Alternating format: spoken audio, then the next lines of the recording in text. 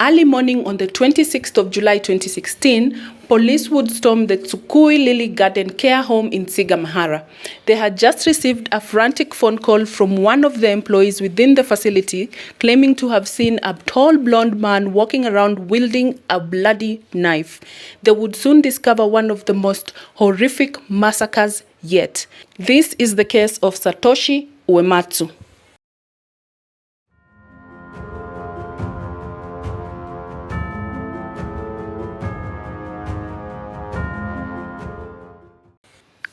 Hi friends, welcome to the Ayira Faith channel. I am Ayira and I do post true crime videos every True Crime Tuesdays. So if that's your kind of vibe, please consider subscribing. Today's story takes us to Japan in East Asia, which is the 11th most populous country in the world with over 125 million inhabitants. Japan is famed for its breathtaking scenery, its rich and diverse culture and food, and its kind, respectful and friendly people. Japan does have a dark secret though, and that is the stigmatization of people with disabilities. Out of the 125 million citizens of Japan, about 7.6% are people living with disability. That is 9.5 million individuals. Japan being a conformist country, everyone strives to fit in and people with disabilities are often unwanted. People with disabled family members tend to hide them or even disown them. Since 1945, over 25,000 disabled persons in Japan have been forcibly sterilized to prevent them from having children. The government was quoted as saying that they wanted to, quote and unquote, purify Japan's population. We start today's story in Sigamihara, a city located 40 kilometers away from Tokyo's central business district. Here we meet Satoshi Uematsu, born on the 20th of January 1990. His father was an elementary school teacher and his mother a cartoonist. Satoshi went to a public elementary school and then moved to a junior high school in that same area. At school, Satoshi was known as an entertainer and loved playing basketball. While his grades were not that high, Satoshi got on just fine.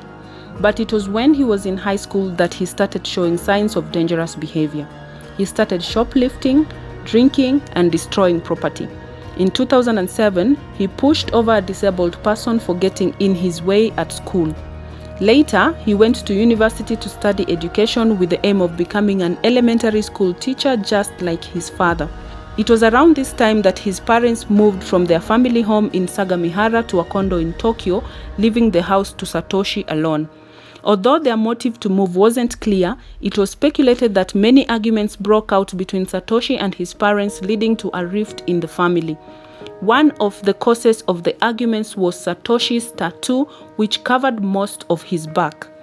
You see, tattoos are one of the things that Japanese society looks down upon. The stigma about tattoos started in 720 when they were used to brand criminals that have committed serious crimes. In the 1600s to 1800s, tattoos were also adopted by the Yakuza, which is Japan's most feared organized crime masters. So tattoos in Japan are seen as dirty, shameful, and disrespectful to family. Satoshi graduated from the university in 2012 and around mid that year, he completed a course in social welfare education and qualified to work in the psychiatric sector. He then found himself a job at Tsukui Lily Garden taking care of the disabled. It is reported that he was hired after telling interviewers that he thought people with disabilities were cute. In April of 2013, he was promoted to work full-time. He was known as a bright and motivated worker and was very respected by his colleagues. But in 2014 and 2015, Satoshi was caught hitting and beating up the residents, and his behavior only got worse from then on. On 16th February 2016, after another incident, Satoshi resigned from his work at Tsukui Lily Garden, and on 15th of February 2016, Satoshi traveled to Tokyo to hand in a written letter to the political figure Tadamori Yoshima, who is the Speaker of the House of Representatives of Japan. This written letter was Satoshi's first warning sign of what was to come. It was a request to be allowed to end the lives of those with disabilities. He was appealing for the legalization of hunting and killing of people with disabilities. He said they must be euthanized for the good of the world and planned to carry out this cleansing in quotes in order to boost the world economy and stop World War III. He ended the letter with the following sentence, and I quote, "Now is the time to carry out a revolution and make a tough decision for the sake of all mankind." End quote. On February 19th, Satoshi was arrested, questioned, and then involuntarily committed to a psychiatric hospital. Tsukui Lily Gardens was appalled to learn that their former employee had such hateful and immoral views against people with disabilities. They therefore installed cameras throughout the facility, but these cameras were not for surveillance but rather for routine monitoring. However, on 2nd March 2016, Satoshi would be released by the doctors and deemed no longer a threat to society, which assumption would be a grave mistake on their part. On the 25th of July 2016, Satoshi traveled to Tokyo to his family home to pick up his car. But that was not the only thing he picked out from the house. He also took a bunch of knives, then went to a store and bought a couple of hammers and binding bands. He then went to Shinjuku, where he rented a room, dyed his hair golden, and went out on a date. He then told his date about his letter and his plans, but tragically, she did not believe him. At around 1:30 a.m. on the 26th of July 2016, Satoshi arrived at the Tsukui Lily Garden premises in his black Honda. He went to the boot of his car and picked up a duffel bag full of knives and hammers. He then broke the southeast window of the facility using a hammer and entered the building. Being a former employee, Satoshi knew his way around the building very well. He found the closest staff member, tied them up and gagged them, and then took their keys. He now had full access to all the rooms in the facility.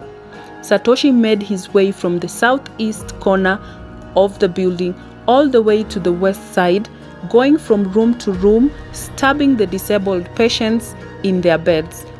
After finishing the first floor, he moved to the second floor. He carefully avoided the security office on the second floor as he knew exactly where it was and the exact times when the guards would make their rounds. Then fled the area through a side door located next to the main entrance after stabbing as many patients as he could find.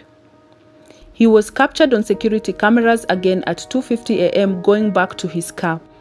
When inside and sitting on the driver's seat, he posted this picture of himself on Twitter saying, "May there be world peace, beautiful Japan." He then drove off. 10 minutes after fleeing, the police stormed Tsukui Lily Gardens. A worker had seen a man with blonde hair carrying a bloody blade walking along the halls and had called the police. When they arrived, they discovered a harrowing scene. 29 ambulances would be sent to the location and all of them would be desperately needed. Less than 2 hours later, after posting on Twitter, Satoshi carried his bag of knives and walked into his local police station, handing himself in. He was smiling the entire time.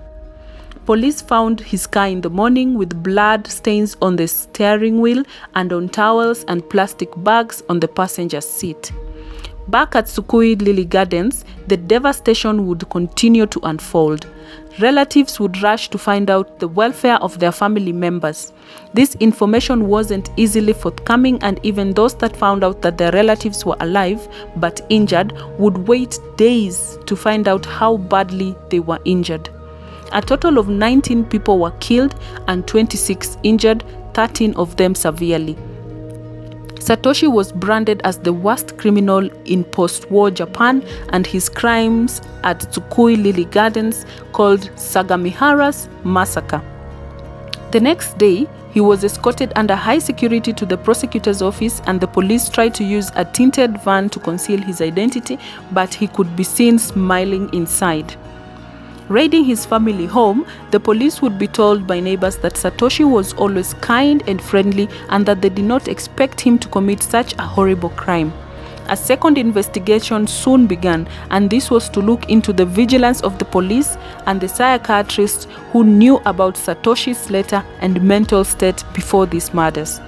The cameras installed at Tsukui Lily Garden were also of a concern. As I had stated earlier, there was no one contracted to watch these cameras, and therefore they did capture the attacker coming in, but there was no one to raise an alarm or stop him since no one was watching the cameras. To add insult to injury, briefing to the family members and relatives of the deceased and injured only began 10 days later. When most would describe this incident as a hate crime, Japan, being discriminatory towards people with disabilities, failed to report it as such. No Japanese official or news outlet ever used these words. And to add to the disappointment and pain of this case, none of the 19 victims were ever named.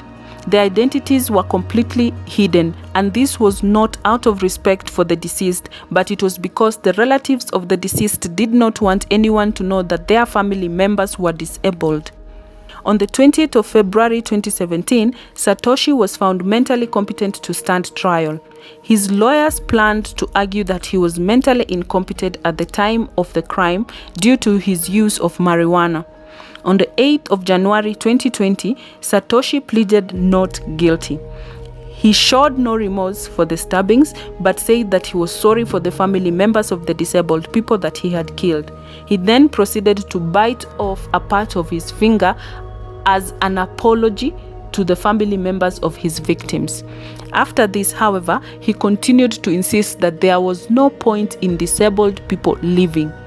Satoshi was found guilty of 19 counts of murder, 24 counts of attempted murder, 2 counts of illegal confinement causing injury, 3 counts of illegal confinement, and 1 count of unlawful entry, and 1 count of violating the swords and firearms control laws.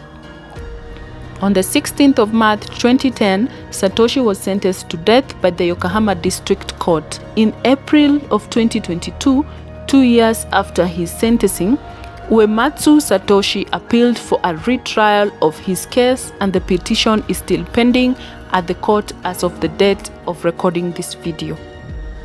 The care home facility where the stabbings happened was demolished, and a new facility of 2 buildings was opened in July of 2021. Now, withholding the names and identities of the Sigamihara Massacre victims is denying them their humanity and the right to be mourned and remembered properly. I can only hope that this tragic incident changes Japanese attitudes towards people with disability.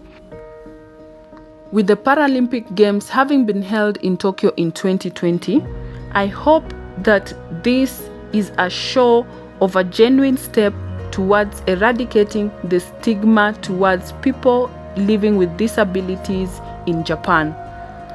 Back in Sigamihara, family and friends continue to pay tribute to the fallen victims. Thank you for watching another video on this channel, and if you learned something from this video today, please like the video, and if you haven't yet, please consider subscribing as well. I will be with you again next week with a brand new case, and until then, take care of yourself and your family.